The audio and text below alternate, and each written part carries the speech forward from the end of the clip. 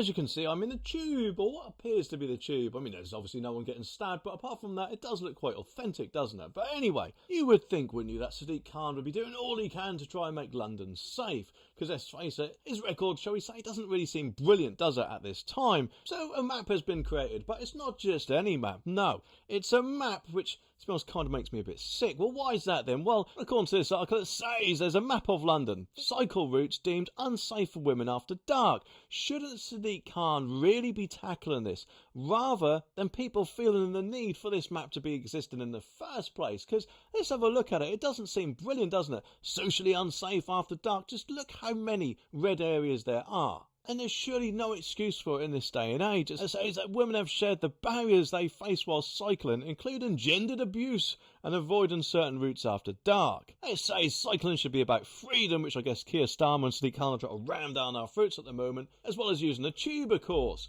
Because I don't know, maybe that might be Sadiq Khan's way of getting extra passengers on there, although admittedly, I doubt that. But the joy of riding, it says, is often ruined for women who many feel forced to avoid London's canals, underpasses and parks when the sun sets. And two cyclists talked about road violence that they have faced when riding through the capital ahead of the London Cycling for Women's campaign. The London Cycling Campaign Women's Network protest ride in the dark tomorrow. A retired nurse was told, "Get out of my way, you effing old cow," by a van driver who almost crashed into her. While another rider was told, "You can F off and suck your mother," whilst riding her bike. And obviously, yes, they're horrible things to say, especially to women, although admittedly sometimes cyclists, they do tend to, I don't know, ride like bellends, but even so, they shouldn't be subject to that, should they? And get this, it says that this comes after a cycling campaigners have found that almost a quarter of Transport for London cycleway network is socially unsafe after dark. What a shocking figure. A quarter. That is bound to be quite a large area, even though admittedly 3/4 of it is safe.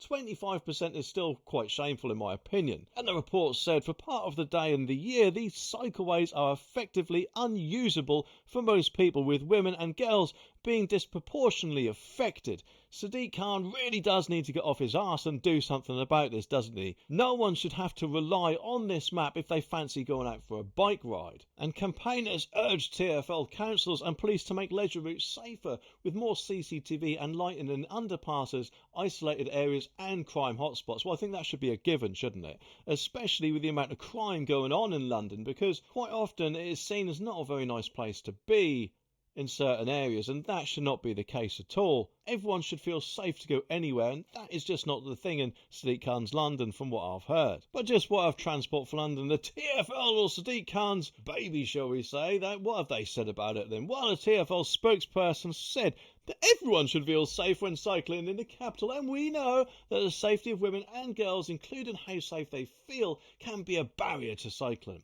That's why we're working to better understand how our schemes affect the safety and feeling of safety for women and girls. This includes a trial of a new women's safety and auditing process that we are hoping will help develop a more effective approach to building and improving cycle infrastructure in London. We are working closely with the mayors, police, boroughs and other partners who have shared responsibility and interest in making spaces safer for women and girls, including supporting boroughs in upgrading the existing routes, as well as recent lighting upgrade on Cycleway 49 in Ealing.